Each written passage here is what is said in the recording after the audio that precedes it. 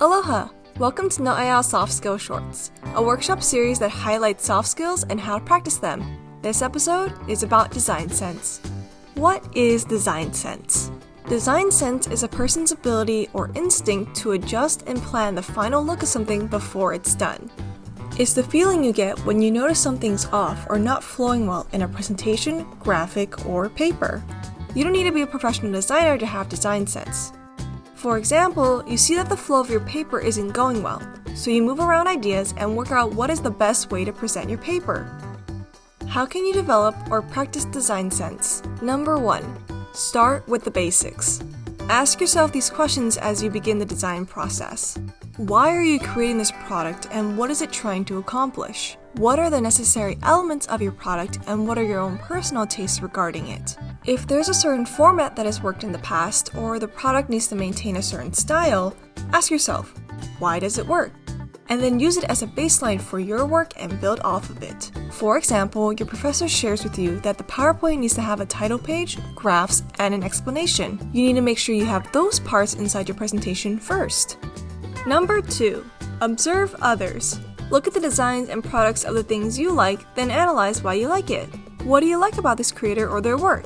In their writing, is it their pacing, use of examples, or descriptive language? In their design, is it their use of space, color choice, or font type? Use the elements of what you like to create a product that you also love. As long as you're not outright copying it word for word or pixel by pixel, it is okay to be inspired by others. Number 3. Keep it simple. Do not cram everything into your product. Think about what needs to be in it and focus on making sure that idea comes through clearly. If it's a paper, does the reader understand the thesis statement? If it's an advertisement for a product, does the consumer understand what they're purchasing? There is no point in having a long report or flashy flyer if the reader cannot understand what's going on. Additional accents are exactly as they are called, additional. They should not overshadow or muddle the main focus of your product. Number 4. Collaborate and accept feedback. Asking for a second opinion on your work can help provide valuable feedback that will help improve your product. A new perspective could highlight missing or confusing information or share new ideas that you would have never thought of. While collaborating, you can share the thought process behind your choices and have a deeper understanding of your own design sense.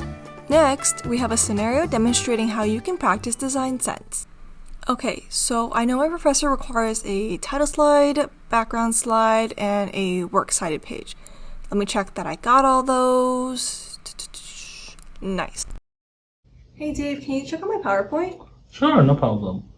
So looking through it, I like what I see so far. It's very easy to understand. There's very nice flow. If anything, maybe just change the color scheme a little bit, and just make some of the features pop out a bit. Cool, I'll get on it. Alrighty then. Thank you for watching. If you are completing this as a part of the Soft Skills Certificate or want to test your knowledge, please complete the quiz on our website. All sources used for research are cited in the description below. You can check out another video here and contact us in these ways if you have any questions. Aloha!